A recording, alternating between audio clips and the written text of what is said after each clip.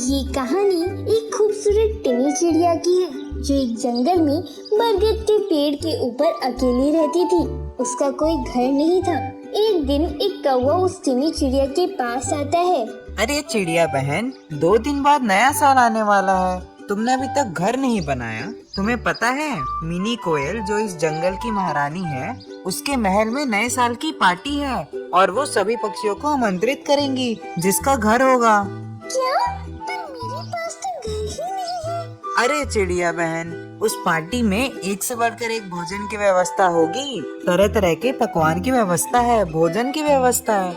मुझे तो बड़ा मजा आएगा वहाँ। मैं तो नए साल की पार्टी में खूब मस्ती करूँगा, खाना खाऊंगा, नाचूंगा। मुझे भी इस पार्टी में जाना है, मस्ती करनी है। तो तुम्हें 2 दिन में अपना घर बनाना होगा, तभी मिनी कोयल महारानी तुम्हें आमंत्रित करेंगी। मैं अपना घर 2 दिन में कैसे बनाऊं? ये संभव नहीं है। अब चिंता न करिए बहन, मैं आपकी सहायता करूँगा घर बनाने में। तभी एक मौजूद चिड़ा चुपके से चिड़िया और कौवे की सारी बातें सुन लेता है। अच्छा, तो ये लवारिस चिड़िया नए साल की पार्टी में जाने के लिए घर बना रही है। जब मैंने इसे कहा था कि मुझसे विवाह कर लो, मैं तुम्हें हमेशा खुश रखूंगा, तो इस चिड़िया ने सारे पक्षियों के सामने मेरा अपमान किया था। बोलती है मेरा शक्ल बंदर जैसी है। अब इसे मजा चखाता हूँ। देखता हूँ ये लवारिस चिड़िया कैसे नए साल की पार्टी में जाती है।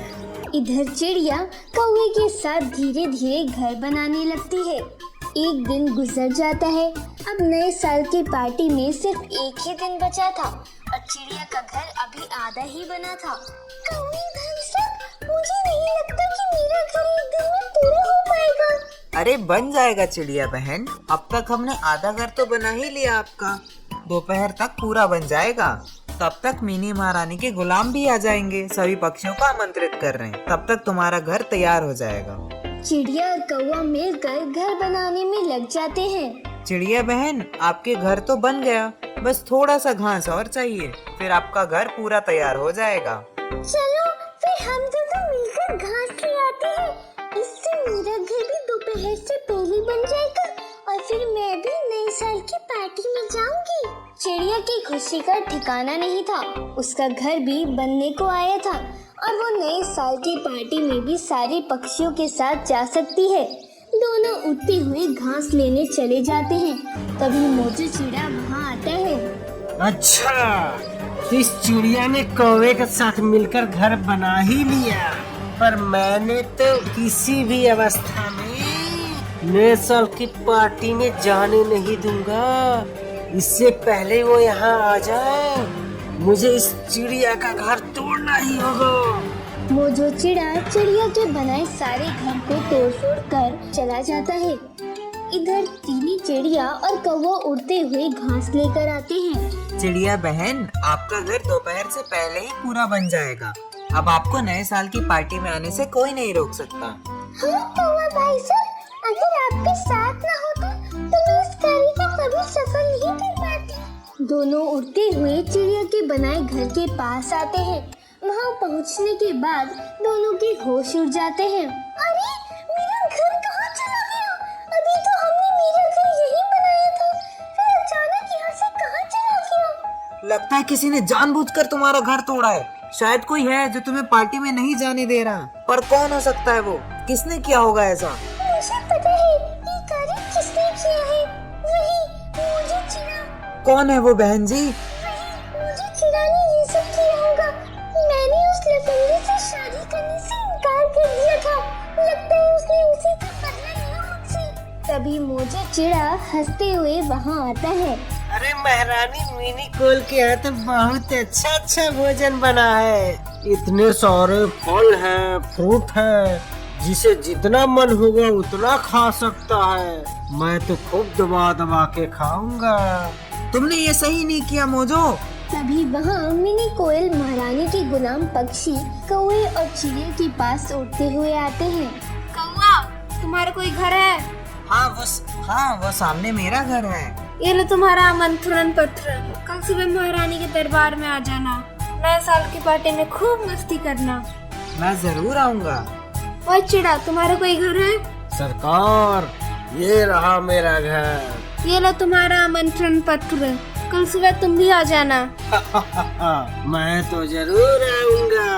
चिड़िया बहन, आपका घर कहाँ है? चिड़िया खामोश खड़ी रहती है। अरे, इसका कोई घर ही नहीं है, ये तो लवारिस है। हमने टीनी चिड़िया बहन का घर बनाया था, पर इस मोजो चिड़िया ने वो घर तोड़ दिया ताकि टीनी चिड़िया बहन महारानी साहिबा के महल ना जा पाए नए साल की पार्टी मनाने। वो सब हम नहीं जानते, ये आप लोगों की अपनी समस्या है। इसे आप क्षमा करना चिड़िया बहन, पर हम आपको आमंत्रण पत्र नहीं दे सकते। ये कहकर गुलाम पक्षी वहाँ से चले जाते हैं।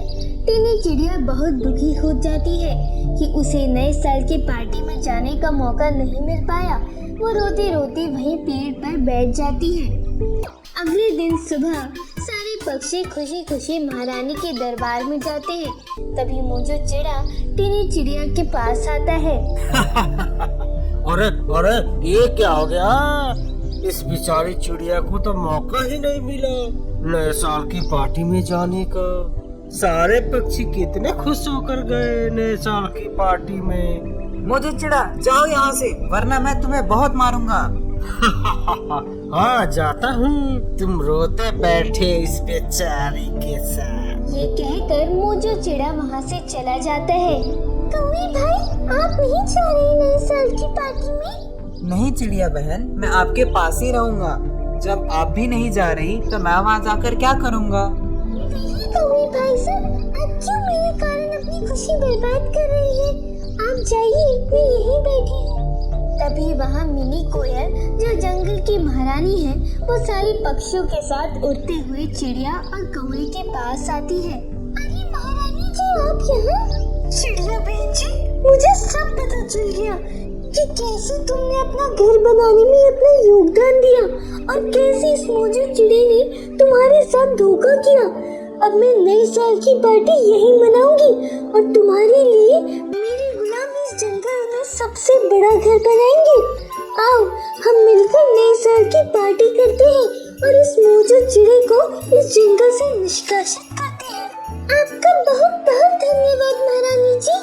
उसके बाद नए साल का खूब जश्न मनाते हैं, पटाखे फोड़ते हैं, तरह तरह के खाने खाते हैं, नाचते हैं, गाते हैं।